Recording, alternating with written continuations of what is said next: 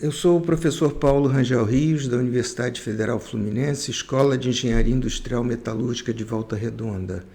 Nós vamos mostrar os diagramas de energia livre e composição correspondentes ao diagrama isomorfo, que foi calculado no vídeo, diagrama isomorfo.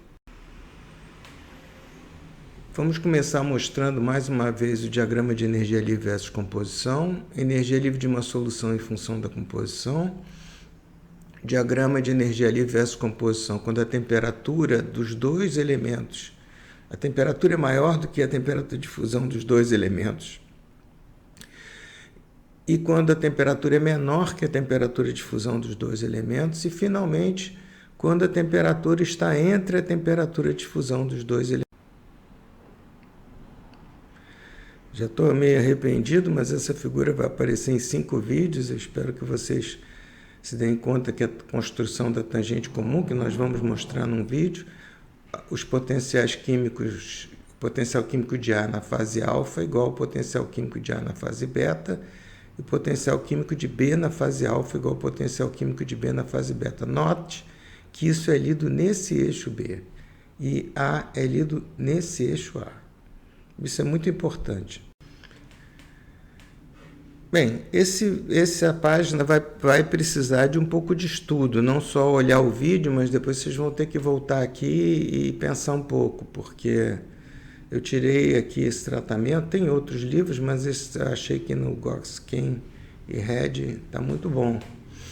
Muito bem, o grande problema é que nós temos que a energia de mistura, que daqui em diante nós vamos tirar esse M, vamos ignorar o M, mas estamos colocando aqui só para ficar completo, ela é a entalpia de mistura, que é a função da composição de A e de B, estou falando do líquido, né? Subscrito líquido, e a entalpia de mistura, também em função de A e de B.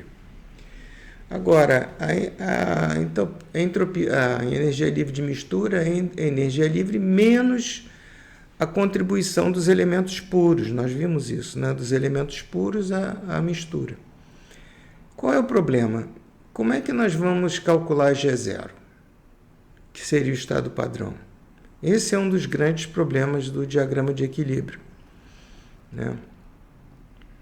Nós vimos no cálculo do diagrama de equilíbrio, nós não precisamos nos preocupar muito com isso, mas quando a gente vai plotar o diagrama de energia livre e composição, a gente tem esse problema. Então, nós vamos adotar a seguinte estratégia. O estado padrão vai ser a fase estável naquela temperatura, tá certo? Agora, vamos supor que a temperatura seja maior do que a temperatura de fusão dos dois elementos. Então, todo mundo vai ser líquido. O líquido vai predominar, porque você está acima da temperatura de fusão dos dois elementos. Então, GL vai ser igual a isso aqui. Então, veja, quem é a fase estável na temperatura abaixo da temperatura de fusão? O líquido. Então, vou adotar como estado padrão GA líquido. Veja, todo mundo é líquido aqui. Epa, aqui deveria ser líquido. Está um erro. Tá? De fogo, eu revi isso várias vezes, mas é tanto índice que acaba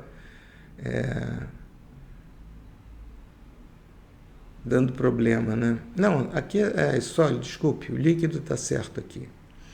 Muito bem, agora subtraindo isso, somando e subtraindo isso de GS e rearranjando, a gente tem isso daqui. Por que isso? Nós já vamos... Eu realmente não gosto de slide com muita equação, mas nesse caso da termodinâmica não tem por onde escapar. Nós conseguimos isso, né? Então, vamos usar o modelo da solução ideal, em que a atividade é igual à fração molar, para facilitar. Então, nós temos que GS é isso aqui. Então, nós vemos que se a gente juntar tudo, nós vamos ter que GS vai ser menos ΔF de GA0, que nós já vimos no slide que a gente calculou a igualdade de potencial químico. Tá certo? Então, nesse caso, o estado padrão de A e de B é o líquido puro, porque é o líquido que predomina, porque nós estamos abaixo da temperatura de fusão dos dois. Isso vai ficar bem claro quando a gente mostrar. Veja, isso é quando a gente está com uma temperatura acima da temperatura de fusão do sólido do líquido. A linha vermelha é o líquido.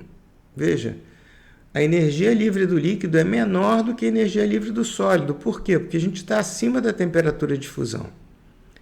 Então, quem vai predominar ao longo de toda a faixa vai ser o líquido. E o estado padrão aqui está perto, mas aqui dá para ver claramente. O zero aqui é o líquido. O zero, tanto o zero de ar, quanto o zero do paládio, quanto o zero do ródio, vão ser o líquido, como nós vimos nas equações. Está aqui as equações, tá certo? E esse ΔG é isso daqui que nós já vimos quando a gente fez o cálculo do diagrama isomorfo. Então, veja, as curvas não se cruzam, as duas fases não podem coexistir. O líquido é a única fase nessa temperatura. E o estado padrão é o líquido nos dois casos, por nossa escolha. Nós escolhemos a fase mais estável. Não precisaríamos fazer isso, mas nesse caso é conveniente. Agora nós vamos ver a situação inversa, em que a temperatura é menor do que a temperatura de fusão dos dois.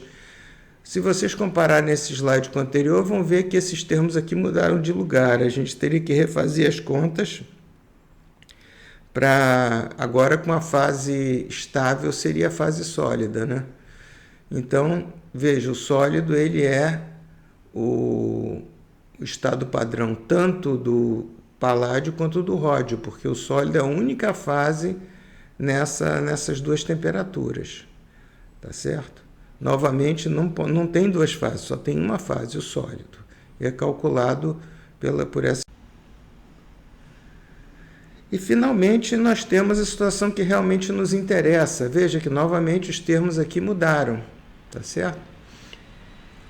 Porque o estado padrão agora, a temperatura de fusão do paládio é menor do que a temperatura que eu estou, mas essa temperatura que eu estou é menor do que a temperatura de fusão do ródio. Então, o paládio vai ser líquido e o ródio vai ser sólido, porque o ródio está abaixo da temperatura de fusão dele. Então, está aqui o ródio.